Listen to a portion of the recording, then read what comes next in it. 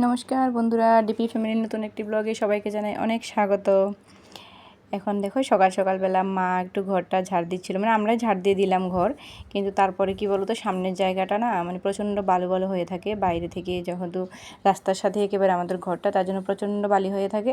তো মা অনেক সময় কি করে সামনের জায়গাটা ঝাঁটা দিয়ে দেয়, কেন কি যা মানে যেই ঢুকবে পায়ে করে তো আবার ঘরের ভিতরেও বালি আসবে, তার জন্যে মা ওই জায়গাটা ঝাঁটা দিয়ে দেয়। আর এই যে দেখো মাকে দেখে তো মাম্মাও দেবে, ও যেটা দেখে ওটাই করতে চায়। ওই বয়সে তো ওইসবই করবে, নিজে থেকে তো কিছু করবে না, যেটা দেখে ওইটাই ও শিখে নেবে। তো এই যে দেখো কি করছিল, মা দিচ্ছিল দেখে আরেকটা ঝাঁটা ছিল, তো ওইটা মা ওকে দিল। মার হাত থেকে মা যেটা দিয়ে ঝাঁটা দিচ্ছিল ওইটা মার হাত থেকে নেওয়ার জন্য ভীষণ কান্নাকাটি করছিল। তো মা কী করলো, আরেকটা ঝাঁটা দিল। আর এই যে দেখো ও এত সুন্দর করে ঝাঁটা দিচ্ছিল, মানে পুরো ঘরের সোফার নিচে টিচে সব কিছু খুব ঝাড়ু দিয়ে পরিষ্কার করে দিচ্ছিল। তারপরে দেখো মা ঝাড়ু কি দেবে, মার পেছনে পেছনে সামনে সামনে ঘুরছে ও। এই যে দেখো সব একটান দিয়ে নিয়ে গিয়ে গেটের বাইরে ফেলে দিচ্ছিল। তো সবাই মিলে ওর দুষ্টুমিগুলো দেখছিল, মা বোন, আমি তো একটু শ্যুট করছিলাম, বাবু, সবাই মিলে বসে বসে এখানে মাম্মা দুষ্টুমিগুলো দেখছিল। আর যখনই ওকে বলে ঝাড়ুটা দিয়ে দিতে, ও দেবে না। ও এত জোরে চিৎকার করে, মানে কান পুরো ফাটিয়ে দেয়, এরকম একটা ব্যাপার, ও দেবেই না। তো সকালবেলা ওর খুনসুটিগুলো দিয়ে শুরু করলাম। তারপরে এই যে দেখো এখানে আমাদের রান্নাবান্না চলছে। এই যে মা আমাদের ভাতের ফ্যানটা তো গরু খায়, তার জন্যে মা একটা ডেগের মধ্যে ভালো করে রেখে দেয় গরুকে দেওয়ার জন্যে। তো ভাত এখানে হয়ে গেল। আর আজকে রান্না হবে, এই দেখো মাছ ধুয়ে নিলাম, মাছ রান্না করা, এটা ছিল তেলাপিয়া মাছ। তো মাছটাকে এই যে কচুর ডগাটা দেখতে পাচ্ছ, এটা দিয়ে রান্না করা হবে। আর আলুগুলোকে বয়েল করে নিতে হবে, তারপরে এটার সাথে দিয়ে রান্না করা হবে মাছ দিয়ে। আর এখানে একটা সয়াবিনের তরকারি রান্না করা হবে। তো আলুর সাথে কাঁচা লঙ্কাটাকে ভিজিয়ে দেওয়া হয়েছে। আর এখানে আদা রসুন পেঁয়াজ কেটে নেওয়া হলো। আর একটা শুটকি রেসিপি হবে, যেটা আমরা প্রায়ই খেয়ে থাকি, ভীষণ ভালো লাগে খেতে, কাঁঠালের বিচি দিয়ে হবে এটা। আর এইখানে দেখো মাম্মার খিচুড়ি হয়ে গেছে কমপ্লিট। আর একটা তরকারি হবে, তারা দেখাচ্ছি তোমাদেরকে। এই যে এটা শাক, এই শাকটা রান্না করা হবে। এই যে কচুর ডগাটা দেখতে পাচ্ছ তোমরা, এটার উপরে যে পাতাটা ছিল ওটাই, এই শাকটাও না খেতে ভীষণ ভালো লাগে, গলা ধরে না কিছু না, বেশ ভালো লাগে। তারপরে এই যে দেখো মাঝখানে আসনি তোমাদের সামনে রান্নাগুলো কমপ্লিট হয়ে গেল। এটা মাছ দিয়ে কচুর ডগার ঝোল, আর এটা শাক। এই যে দেখো এক পিস মাছ ভাজা করেছিলাম মাম্মার জন্য, ওকে তো পুরোটা খাওয়াই না, তো হাফ খাওয়ালাম ওকে, তার জন্য আর হাফটা রেখে দিলাম। তো এখানে সয়াবিনের তরকারিটা রান্না করলাম। তো রান্না তো মোটামুটি কমপ্লিট হয়ে গেল। তারপরে এখন আমরা খাওয়া দাওয়া করব, পরে আসবো তোমাদের সামনে আবার। হ্যালো বন্ধুরা, তো যে দেখো এখন বাজে হচ্ছে দুপুর 12টা থেকে একটু বেশি বেজে গেছে। তো আজকে রান্নাবান্না করে খাওয়া দাওয়া করাবো, ভাবলাম তোমাদের সামনে আসবো, কিন্তু আসতে পারিনি, প্রচণ্ড তাড়া ছিল। তো এই যে রেডি হয়ে গেলাম আমি, দেখতে পাচ্ছ এখানে মাম্মাও রেডি হয়ে গিয়েছে, এই যে দেখো।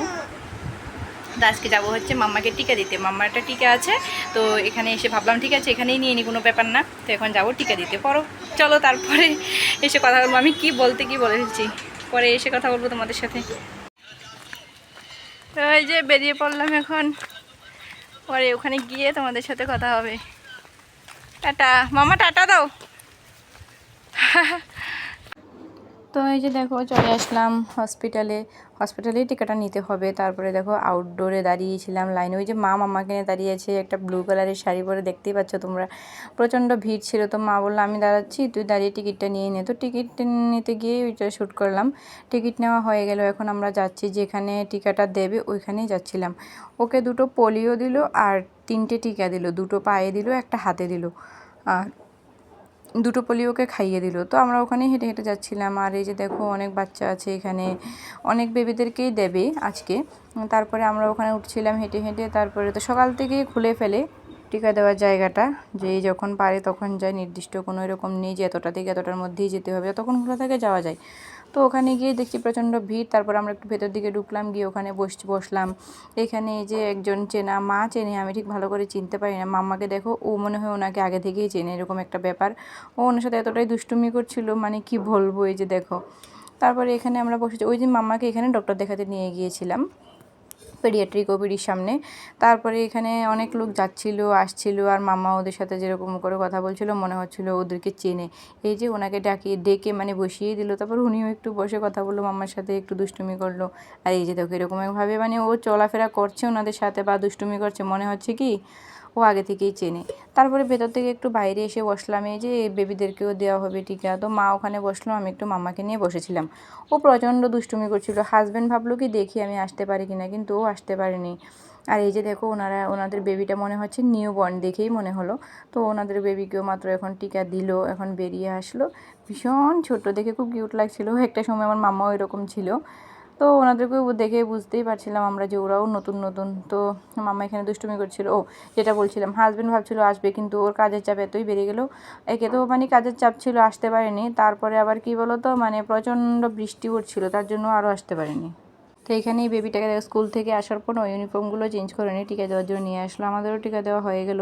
যখন ভেতরে ঢুকছিলাম না, তখন কি বলো তো, মানে হয়ে ওঠে না ভিডিওগুলো করা, আর ওরাও তো অ্যালাউ করবে না না ভেতরে, তার জন্য ওটা শ্যুট করিনি। মাম্মা তো ভীষণ কান্না করছিল টিকাটা যখন দিল, মানে আমারও তো কান্না পেয়ে গেলো না, কি বলবো। মাও প্রচণ্ড ইমোশনাল হয়ে গেলো। তো ওখান থেকে বেরিয়ে হাজব্যান্ডকে ভিডিও কল করলাম, ও দেখলো। তো এই যে দেখো বলতে বলতে চলেই আসলাম ঘরের সামনে। আজকে পুরো গাড়ি নিয়ে চলে আসলাম বাড়িতে, কেন কি যে জায়গাটাতে নামি না, ওখান থেকে অনেকটা হেঁটে আসতে হয়। তারপরে মা বললো কি ঠিক আছে চলো গাড়িটা নিয়েই বাড়িতে চলে যাই। মাম্মাও তো ভীষণ কান্না করছিল ওখানে, আর প্রচণ্ড ব্যথা করছিল।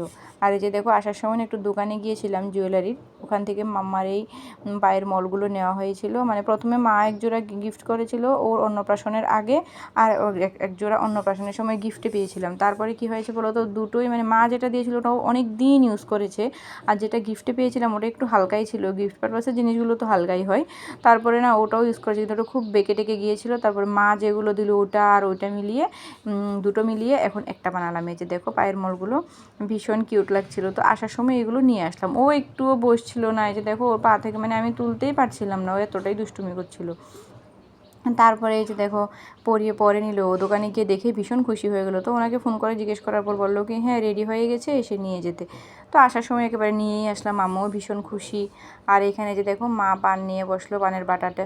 মাম্মার জন্যে কি আর পান খেতে পারবে আমার মা? এই যে দেখো ও কী করছে, মানে কি বলবো, পান খাইয়ে দেবে, নিয়ে নেবে। তো তারপরে এখানে বোন আমাকে একটু কর্নফ্লেক্স দিল দুধ দিয়ে ভিজিয়ে, বললো কি এটা খেয়ে নে। সন্ধে হয়ে গেল।